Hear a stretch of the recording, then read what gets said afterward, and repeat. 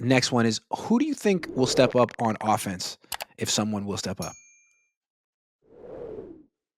Uh, this is going to be kind of bizarre to say this because people will be like, what? Why would you say this? But the way Kyle Shanahan said that Jacob Cowing's window is going to be open makes me feel like he's got a real plan to get Cowing on the field. And, it's about time, right? This guy was a fourth round pick 2 years ago.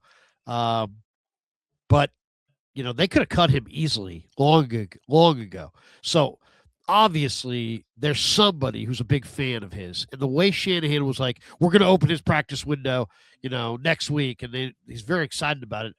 I just feel like he understands he needs to get some dynamic plays in the pass game. This guy is not much as a return guy, but he is a very good down the field receiver who can catch the ball. So he's small, but down the field, there's not a lot of big defenders. So I would not be shocked if Jacob Cowing is that guy that comes out of nowhere. The other thing is I talked to DeMarcus Robinson in the locker room after this game, and I mentioned to him, I said, hey, man, this team isn't using you the way you need to be utilized. I go, where's all the rub routes? Where's all the pick plays? Where's all the red zone targets? And he's like, hey, yeah, I know, man. He's like, I know exactly what you're saying. He's like, well, I don't want to say nothing because we're winning. But I mean, they have severely underutilized DeMarcus Robinson. He is a very good red zone goal line rub route receiver. They have barely even targeted him once in the red zone all year. It's true. It seems to me that the Jawan Jennings thing. It's not as like a distraction like Brandon Ayuk, but he held out too. He requested a trade too. He was just as disgruntled. He had a verbal, I'm not going to say altercation, but he was arguing with Kyle Shanahan on the sideline during a game.